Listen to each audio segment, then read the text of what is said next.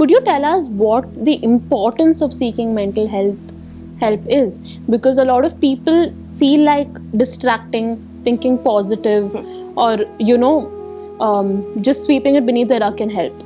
Right. But in reality, it can fester and lead to worse problems. Absolutely. Right? Like you mentioned previously, if we neglect our physical health, it is going to get worse over time. Yes. Right? If you're having a chest pain for over a month and you're neglecting it, there is something serious there.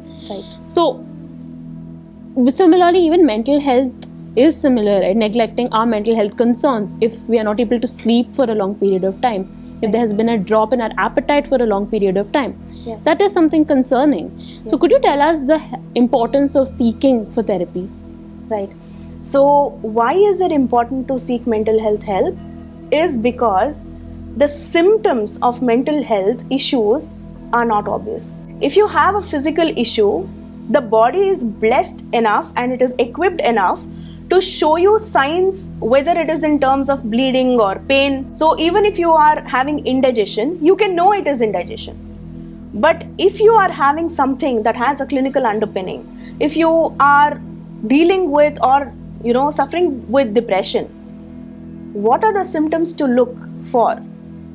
Because those symptoms are often judged and labeled by people around, the intimate circle itself, due to lack of psychoeducation. Like for example, one of the major symptoms of depression is not being able to get out of the bed in the morning, right? So having been a survivor of depression myself, it is very, very difficult for the person to explain what is happening, as well as for people to understand why this off-routine behavior.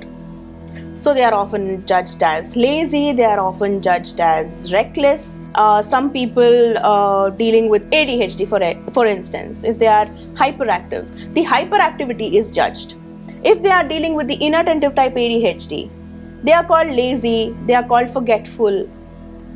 They don't understand the nuances of mental health symptoms, right? So that is exactly why if somebody spots these symptoms, signs and symptoms, for a long period of time, we all have our ups and downs, that's fine. But if there is no recovery from it for more than 15 days or a month, that is the time wherein everybody should seek help.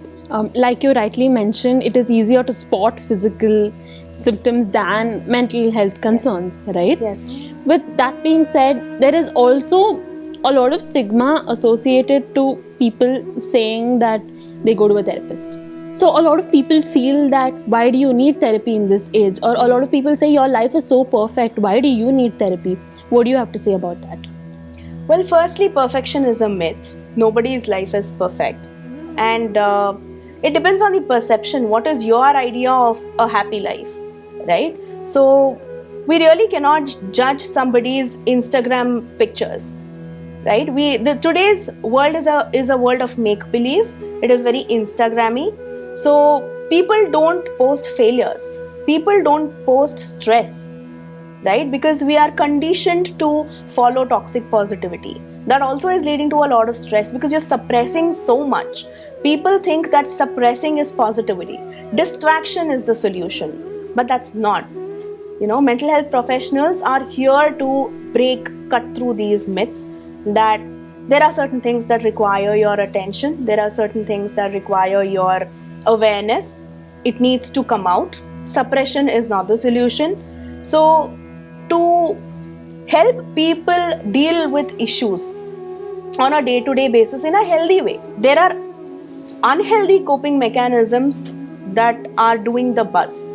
They either seek refuge in alcohol, or they just isolate, or they just stop taking care of themselves. They lose trust. They become completely pessimistic.